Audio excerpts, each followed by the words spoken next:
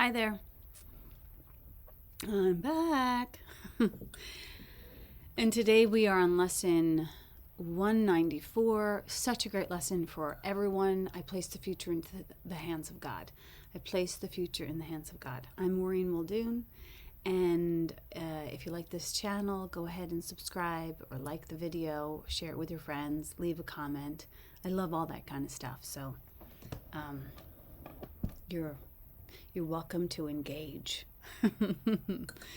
Today's idea takes another step towards a quick salvation, and a giant stride it is indeed. So we're taking a major step forward today in our spiritual evolution. Let's do it. So today's lesson is 194. I place the future into the hands of God. I place the future in the hands of God. Huge lesson for like everyone at every time of our lives, because we have this, social support around being 1,000 places and nowhere present, and living in the past and living in the future. So this one helps us to let go of the future and help us to be present a little more right here. And it says, it's a powerful lesson right off the top. It says, today's idea takes another step towards quick salvation, and a giant stride it is indeed.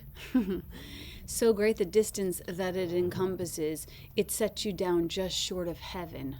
So if we do this right, we're going to be like on the lawns of heaven. I just got an image in my head that we're like be trick-or-treating. I hope it's a short lawn so we can get to the door. Just short of heaven. Sets you down just short of heaven, with the goal in sight and obstacles behind. Your foot has reached the lawns that welcome you to heaven's gate, the quiet place of peace where you await with certainty the final step of God. So wow, it's saying like you are standing on God's lawn. and you could just like throw a rock and knock her window out. Not that you would do that. That would be a really bad thing to do. We could play ring and run. We could pretend we're trick-or-treating. There's a lot of things we could do now that we're on the lawns of heaven. But maybe we should just keep reading and figure out what they want us to do. So, how far are we progressing now from Earth? How close are we approaching to our goal? How short the journey still to be pursued? We're on 194, if this is your first time through. And it's saying that you're on the lawns of heaven when you place the future in the hands of God. Accept today's idea, and you have passed all anxiety, all pits of hell, all blackness of depression, thoughts of sin and devastation brought about by guilt. Accept today's idea, and you have released the world from all the imprisonment by loosening the heavy chains that lock the door to freedom on it. You are saved, and your salvation thus becomes the gift you give the world because you have received. I place the future in the hands of God. Yeah, it's really good to attempt to commit to this. So when you see yourself moving into the future of fear or discontent or worry or concern or fantasy, just bring yourself back to where your shoes are and say, I place the future into the hands of God, and let me just be present right here. In no one instant is depression felt, or pain experienced, or loss perceived. In no one instant sorrow can be set upon a throne and worshipped faithfully. In no one instant can anyone even die. And so each instant given unto God in passing, with the next one given him already, is a time for your release from sadness, pain, and even death itself. Remember yesterday when they were saying you're done with an hour, don't drag it into this hour. And so yesterday we were working on letting go of dragging the past with us. And now today we're stepping into letting go of the future so that we can just stay present. God holds your future in his hands, your past and present. They are one to God. So they should be one to you. Yet in this world, the temporal progression still seems real. And so you're not asked to understand the lack of sequence really found in time. But you are asked to let the future go and place it in God's hands.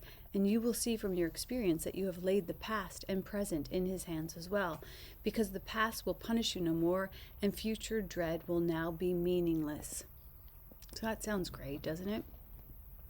Release the future, for the past is gone, and what is present, freed from its bequest of grief and misery, of pain and loss, becomes the instant in which time escapes the bondage of illusions, where it runs its pitiful, inevitable course. Then is each instant, which was slave to time, transformed into a holy instant. This holy instant would I give to you. And this holy instant would I give to you. And this holy instant would I give to you. And one drop at a time, we allow ourselves to live in the present moment. One breath at a time. One step at a time. One holy instant at a time. Then is each instant which was slave to time transformed into a holy instant, when the light that was kept hidden in God's Son is freed to bless the world. So there's a light within you that cannot fail. And when you are not here, when you are dabbling in the past or future, that's when you're not here. But when you're here, that light is freed to be experienced by everyone because your presence is so powerful. It literally is a light. When your eyes light on something and land on something and you're fully present with that thing, you can heal it just by allowing it to be seen, just by allowing yourself to see it. You create a holy encounter, but you have to be present for it. Then each instant which was slave to time transformed into a holy instant, when the light that was kept hidden in God's Son is freed to bless the world. Now is he free, and all his glory shines upon the world, made free with him, to share his holiness. If you can see the lesson for today as the deliverance it really is, you will not hesitate to give as much consistent effort as you can to make it be a part of you. As it becomes a thought that rules your mind, a habit in your problem-solving repertoire, a way of quick reaction to temptations which you extend your learning to, the world, and as you learn to see salvation in all things, so will the world perceive that it is saved. You ever walk into a grocery store or a candy store and the checkout clerk is looking at you like you're gonna steal something? And when you're seen like that, you kind of think like, should I steal something? I'm recalling things from my youth. I don't go into stores and steal things anymore. But, the world will respond to the way that you see it. The world will become, you become the victim if you see the world as a predator. You extend your learning to the world, and as you learn to see salvation in all things, so will the world perceive that it is saved. When you begin to really look at the world, you save it because you see it. And when something is seen, it becomes holy. Because there's that present moment that you're bringing to it. You ever had the experience where somebody really saw you and you're like, oh, I feel so seen? It's basically saying like, I feel so here and present. What worry can beset the one who gives his future to the loving hands of God? What worry can beset the ones who give their future to the loving hands of God? Good question. What can he suffer? What can harm him? What can cause him pain or bring experience of loss to him? What can he fear? And what can he regard except for love? For he who has escaped all fear of future pain has found his way to present peace and certainty of care the world can never threaten. He is sure that his perception may be faulty, but will never lack correction. He is free to choose again when he has been deceived, to change his mind when he has made a mistake. Place then your future in the hands of God, for thus you call the memory of him to come again, replacing all your thoughts of sin and evil with the truth of love. Think you the world could fail to gain thereby, and every living creature not respond with healed perception? Who entrusts himself to God has also placed the world within the hands to which he himself has appealed for comfort and security. I love that, because we're placing the future into the hands of God. And there's a certainty that can come.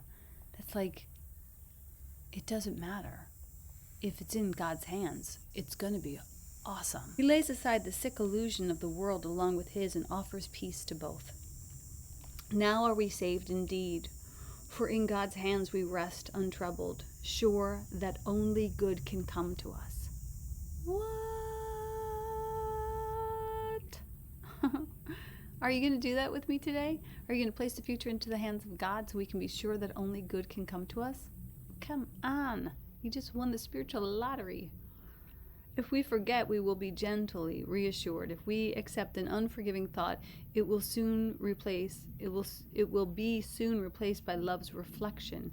And if we are tempted to attack, we will appeal to him who guards our rest to make the choice for us that leaves temptation far behind. Like, yeah, God, please don't let us move into any places of judgments or condemnations, or like, let's just like help us not to go there so that we can experience a greater degree of our empowerment and our peace.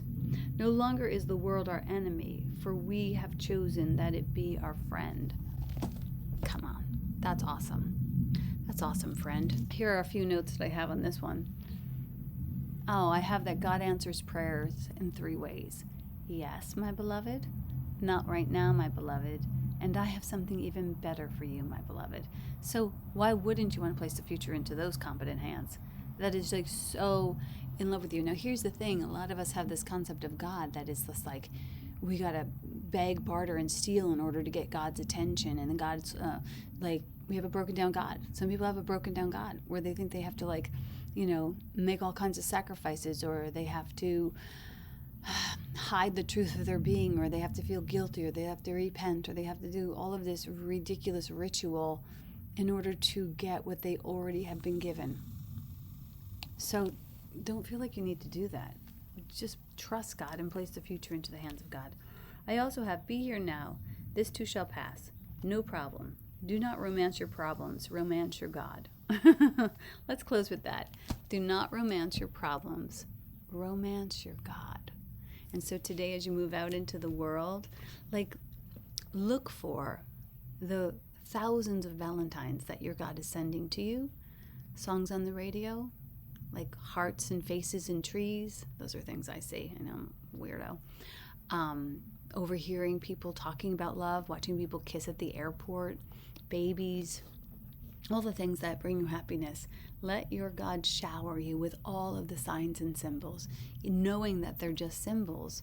But when you're present with them, and when you accept them, and when you're with them, they become so much more than symbols. They become holy moments.